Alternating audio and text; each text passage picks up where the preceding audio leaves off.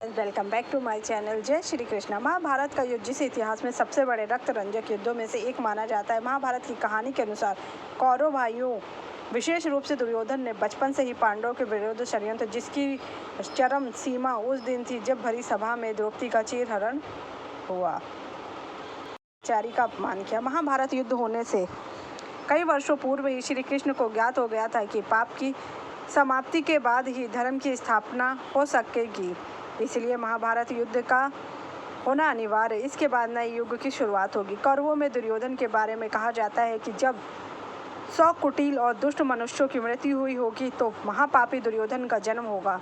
लेकिन महाभारत में एक प्रसंग ऐसा भी आता जो दुर्योधन अपने खेमे के एक व्यक्ति द्वारा किए गए को सुनकर रोने लगा था और धर्म का ज्ञान दिया था।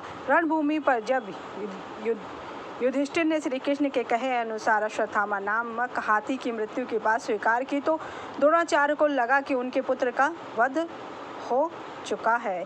गुरु द्रोण को शस्त्र विहीन करने की यह योजना थी, जिसके बाद ही द्रोण को हराया जा सकता था। द्रोण ने अपने पुत्र की मृत्यु की खबर सुनकर अस्त्र छोड़ दिए, जिसके बाद अर्जुन ने द्रोण को एक वीर वार में मृत्यु के घाट उतार दिया था। द्रौपदी के भाई धृष्टद्युम्न ने ही द्रोणाचार्य की मृत्यु के लिए पैदा हुआ था, क्योंकि उसके पिताश्री ने यज्ञ के द्वारा यही वरदान मांगा था। उसने ही गुरु द्रोण को मार दिया। अश्वत्थामा ने जब यह प्रसंग देखा तो वह क्रोध से पागल हो गया। उसने पांडवों को मारने की योजना बनाई। साथ ही द्रोण की मृत्यु के बाद दुर्योधन को गदा प्रहार करके भीम ने घायल कर दिया। दुर्योधन जीवन मृत्यु से लड़ता हुआ घाट पर पड़ा कहराता रहा था।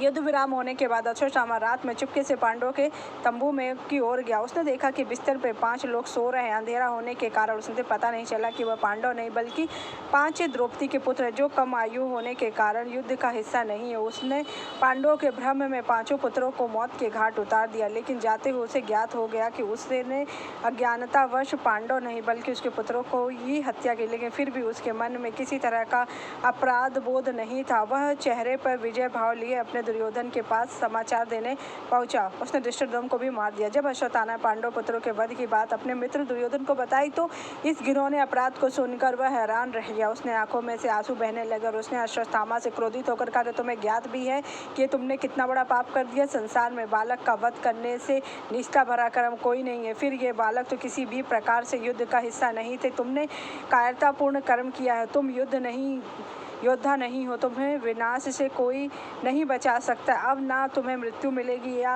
या जीवन। इतना कहकर दुर्योधन अपने और अश्वत्थामा के कर्मों को याद करते हुए विलाप करने लगा। कुरुक्षेत्र की रणभूमि में ऐसा पहली बार हुआ था जब पापी दुर्योधन ने धर्म और अन्याय की बात की थी। महाभारत युद्ध में दुर्योधन की मृत्यु भीम द्वारा हुई थी। ने दुर्योधन के अंतिम शब्द धृतराष्ट्र को बताया। हालांकि ये शब्द उसके द्वारा किए गए अपराधों को सही ठहराने के लिए थे, ये उसके अंतिम झूठ थे। ऐसे कई अपराध हैं जो अपने अपराधों की स्वीकृति नहीं रखते हैं और दोषी महसूस करते हैं, बल्कि कहते हैं कि वे सही हैं और दुर्योधन का उनका पिता है। हे संजय, मेरे द्वारा उपदेश पाकर तुम शोक से पीड़ित हो। लोगों से कहो, मैंने यज्ञ किए, बहुत से सेवकों को उचित रीति से समुद्र सहित संपूर्ण पृथ्वी का शासन किया है। मैं अपने जीवित शत्रुओं के सिर पर रहा हूँ। इससे पहले दुर्योधन ने अपने पिता धृतराष्ट्र कहा, हे पिता, सौभाग्य से मैं युद्ध में पराजित नहीं हुआ और न ही मुझे शत्रुओं की ओर सेवा करनी पड़ी। धर्म का पालन करने वाले शेष क्षत्रियों को जो मृत्यु चाहिए वही मुझे प्राप्त हो रही। दुर्योधन ने यह भी कहा है कि उसकी बढ़ती हुई समृद्धि उसके मरने के बाद ही छोड़कर किसी और की प्रतीक्षा करनी पड़ेगी। दुर्योधन की मृत्यु के बाद धृतराष्ट्र ने कहा कि दुर्योधन अपने कर्मों के अनुसार स्वर्ग में गया है। दुर्योधन ने युद्ध में हारने के कई कारण बताए, जिसमें पांडवों के साथ संधि न करना भी शामिल था। कि धृतराष्ट्र का अंधा पुत्र मोही पांडवों के साथ अन्याय करता था। अगर धृतराष्ट्र चाहता तो शायद ये युद्ध ना होता, अपने पुत्र को समझा सकता था। उसकी अभिलाषा ही दुर्योधन की मृत्यु का कारण बनी, जिस कारण से दुर्योधन की मृत्यु हुई।